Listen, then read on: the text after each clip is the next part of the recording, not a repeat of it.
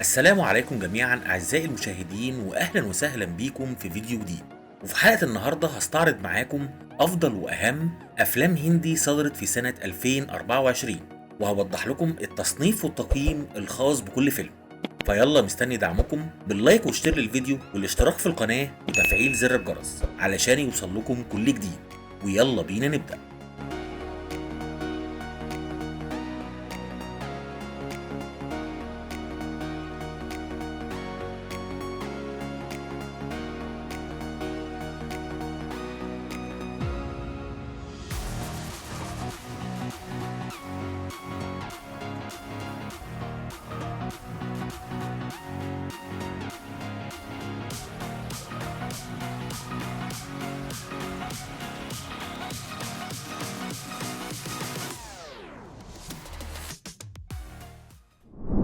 وهنبدأ قائمتنا بالمركز ال 15 بفيلم كرو، واللي جاي بتصنيف كوميدي ودراما. وتم عرض الفيلم في صالات السينما يوم 29/3/2024، والفيلم حصل على تقييم 6 من 10 على موقع IMDb. अब जल्दी जल्दी मूंगफली के पैकेट्स भरना शुरू कर। मूंगफली का क्या करेंगे? सिग्नल पे बेचेंगे। जीनियस। وفي المركز ال 14 جه فيلم تري باتون من إيشا أولجاجيا، واللي جاي بتصنيف كوميدي دراما ورومانسي. وتم عرض الفيلم في صالات السينما يوم 9/2/2024، والفيلم حصل على تقييم 6.3 من 10 على موقع IMDb. Versus the classic Indian family. हाय शर्मिला, ये मुझे नाम से क्यों बुला रही है? मम्मी अमेरिका से है ना, अमेरिका से है? धीरे धीरे सब सीख जाएगी। अरे हाँ हाँ। मैं कल आ रहा हूँ, इसको देखिए आप सारी बातें कर लेते। أما المركز ال 13 فجه فيلم شيطان، واللي جاي بتصنيف دراما رعب وإثارة. وتم عرض الفيلم في صالات السينما يوم 8/3/2024، والفيلم حصل على تقييم 6.7 من 10 على موقع IMDb. अच्छा जानू, अगर कोई भी पास में आएगा ना तो चाकू भोंक देना, ओके? थैंक्स। وفي المركز ال 12 جه فيلم ميري كريسماس، واللي جاي بتصنيف دراما غموض وإثارة.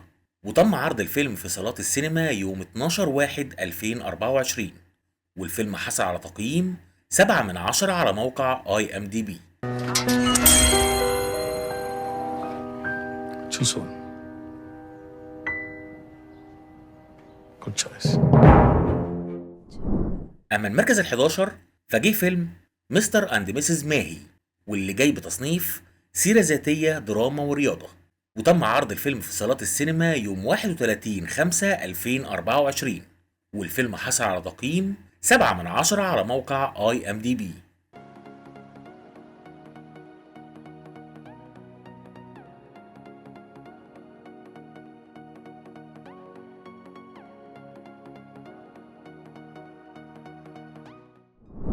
أما المركز العاشر فجه فيلم بهاكا شاك، واللي جاي بتصنيف جريمة ودراما. وتم عرض الفيلم على شبكة نتفليكس يوم 9/2/2024، والفيلم حصل على تقييم 7.2 من 10 على موقع IMDb. 2-3 महीने से ये रिपोर्ट सरकार के पास है और सरकार कुछ नहीं कर रही, तो बंसी साहू की पहुंच कहां तक है तुम्हें समझ में आ रहा है ना? आप तो एकदम हमारे पीछे पड़ गई। وفي المركز التاسع جه فيلم بريمالو، واللي جاي بتصنيف كوميدي ورومانسي. وتم عرض الفيلم في صالات السينما يوم 9/2/2024، والفيلم حصل على تقييم 7.9 من 10 على موقع IMDb. കൂടി പറയായിരുന്നില്ല ഒരു ഭംഗിക്ക് എന്ത്? നിനക്ക് എന്നേക്കാൾ നല്ല പെണ്ണിനെ കിട്ടുമെന്ന്. ആ, അതിലെനിക്ക് സംശയമുണ്ട്. കാരണം എനിക്ക് എന്നെ പറ്റി നല്ല മതിപ്പുണ്ട്.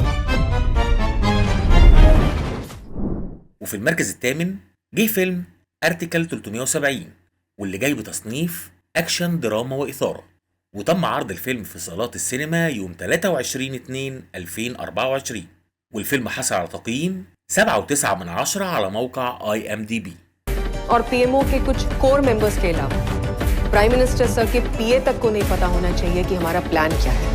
अगर पुलवामा के बाद भी आग जलाए रखनी है तो इनके दिल में हमारा खौफ वापस भरना होगा। أما المركز السابع فجه فيلم أمر سينشام كيلا، واللي جاي بتصنيف سيرة ذاتية دراما وموسيقى. وتم عرض الفيلم على شبكة نتفليكس يوم 12/4/2024، والفيلم حصل على تقييم 7.9 على موقع IMDb. वार्निंग देने बुलाया मैंने तुझे।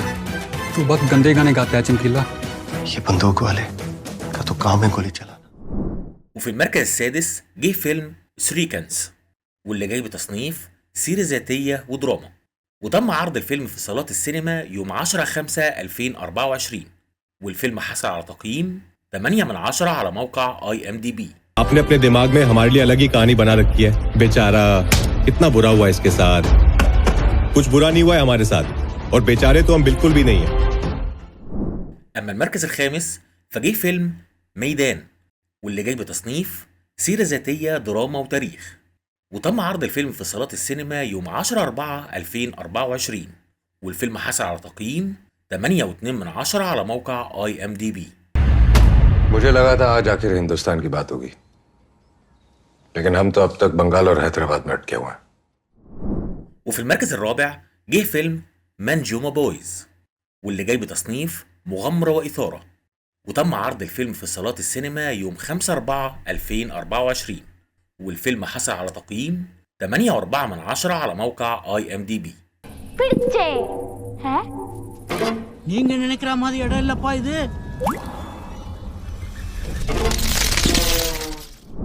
وفي المركز الثالث جه فيلم ذا جود لايف، واللي جاي بتصنيف مغامرة ودراما، وتم عرض الفيلم في صالات السينما يوم 28/3/2024، والفيلم حصل على تقييم 8.6 على موقع IMDb.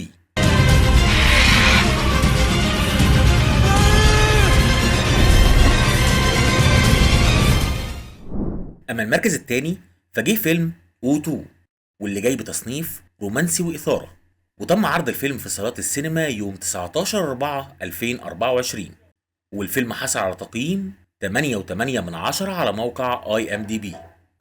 It's a fate worse than death. ನಾನು ಅವ್ರ ಮೇಲೆ ಪ್ರಯೋಗ ಮಾಡಿದ್ದು ನಿಜ.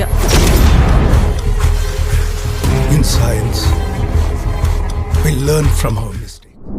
أما المركز الأول فجه فيلم سافي، واللي جاي بتصنيف أكشن دراما ورومانسي، وتم عرض الفيلم في صالات السينما يوم 31/5/2024، والفيلم حصل على تقييم 8.9 على موقع IMDb. जो तुम प्लान कर रही हो वो तुम्हारे बस की बात नहीं है। It's just out of your bloody league. ये सब मेरी फैमिली से मुझे अलग करना चाहते हैं, पर मैं ऐसा होने नहीं। وبكده خلصت حلقتنا، فيا رب تكون القائمة عجبتكم، ويا ريت تشاركوني رأيكم في الكومنتس. ايه افضل فيلم اتفرجتوا عليه من قائمة النهاردة؟ ويا ترى في افلام هندي تانية كان المفروض تكون في القائمة دي ولا لا؟ وفي النهاية اشوفكم على خير ان شاء الله في فيديو جديد.